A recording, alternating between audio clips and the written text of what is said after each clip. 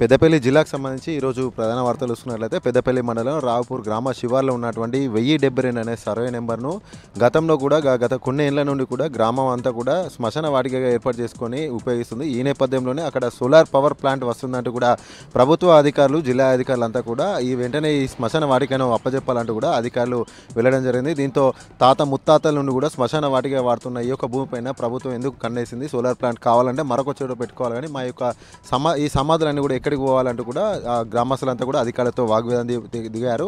అయితే ప్రభుత్వం సంబంధించిన అనేక స్థలాలు ఉన్నప్పుడు కూడా ఈ యొక్క గ్రామ శివార్లో ఉన్నటువంటి శ్మశాన పైన కన్నెందుకు పడిందంటూ కూడా గ్రామస్తులు ప్రశ్నించారు. కాంగ్రెస్ పాలనలో శ్మశాన వాటికలు కూడా వదలడం లేదంటూ కూడా గ్రామస్తులు తీవ్రంగా ఆరోపించారు. అక్కడ చేసేది ఏం లేక కూడా అధికారులంతా కూడా వెనుదిరగడం జరిగింది. అలాగే మరొక ప్రధాన వార్త చూసుకున్నట్లయితే కేంద్ర ప్రభుత్వం కార్మిక వ్యతిరేక విధానాలను అవలంబిస్తున్న తీరును నిరసిస్తూ కూడా రేపు పెద్ద ఎత్తున కూడా దేశవ్యాప్తంగా కూడా సమ్మె కొనసాగుతుంది. ఈ యొక్క సమ్మెలో సింగరేణి కార్మికులు స్వచ్ఛందంగా పాల్గొనాలంటూ కూడా సింగరేణి కార్మిక సంఘాలు చేసి ఒక ప్రకటనలో తెలపడం జరిగింది. అయితే కేంద్ర ప్రభుత్వం సింగరేణి కార్మికులకు అనేక హామీలు కూడా నెరవేర్చకుండా ఉంది. అంతేకాకుండా సంఘటిత, అసంఘటిత కార్మికులందరికీ కూడా కేంద్ర ప్రభుత్వం నష్టం చేకూరుస్తుంది. 46 లేబర్ చట్టాలను 4 లేబర్ కోడ్లుగా మార్చడం పట్ల కార్మికులంతా కూడా తీవ్రంగా నష్టపోతున్న నేపథ్యంలో రేపు జరిగేటువంటి దేశవ్యాప్త సమ్మెలో సింగరేణి కార్మికులతో పాటు కూడా ఇతర కార్మికులంతా కూడా పెద్ద ఎత్తున పాల్గొని విజయవంతం చేయాలంటూ కూడా కార్మిక సంఘాల జేఏసీ కూడా పిలుపునివ్వడం జరిగింది.